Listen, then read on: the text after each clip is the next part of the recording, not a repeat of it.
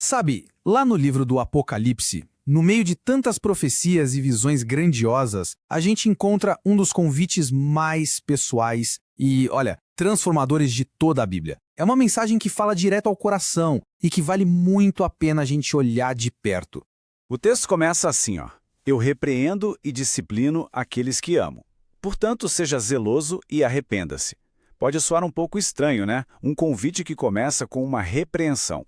Mas aqui está o ponto-chave. Essa disciplina não é um sinal de que fomos rejeitados, mas sim a maior prova de amor e de cuidado que existe. Vamos pensar um pouco.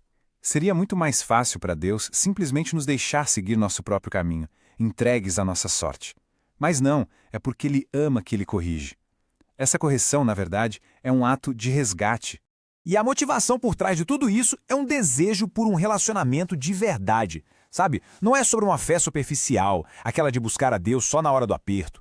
O que Ele quer mesmo é uma comunhão real, constante. A resposta para isso nos leva a um diagnóstico espiritual, digamos, muito sincero. É que para acontecer um arrependimento genuíno, primeiro a gente precisa de um diagnóstico. Precisamos enxergar a nossa real condição, não como a gente imagina, mas como ela é de verdade. E olha só o contraste, é gritante. De um lado, a nossa percepção, né? Aquela de autossuficiência. Do outro, a visão que Cristo tem da nossa real necessidade espiritual. É justamente essa distância entre as duas realidades que torna o próximo convite tão poderoso. E é bem nesse contexto que vem a promessa principal. Jesus diz: Eis que estou à porta e bato. Se alguém ouvir a minha voz e abrir a porta, entrarei em sua casa e cearei com ele, e ele comigo. Essa é a promessa que vem logo depois da repreensão e do chamado ao arrependimento. É uma promessa de comunhão profunda, oferecida a todo mundo que atende a esse chamado. Essa ideia de cear juntos, nossa, tem um significado tão profundo. Não é só uma refeição, claro, é um símbolo de intimidade, de conversa, de relacionamento. Pensa bem, é o Deus do universo querendo compartilhar momentos pessoais com a gente. Isso é simplesmente extraordinário. O jeito como esse convite é feito revela duas coisas ao mesmo tempo e é fascinante. De um lado, a paciência. Jesus está à porta e bate. Ele não arromba, não invade, é um chamado manso gentil. Mas, por outro lado, existe um senso de urgência, porque a chance de responder é agora. Então, a gente chega num ponto crucial. Ainda que a promessa seja para todos, a resposta tem que ser profundamente pessoal.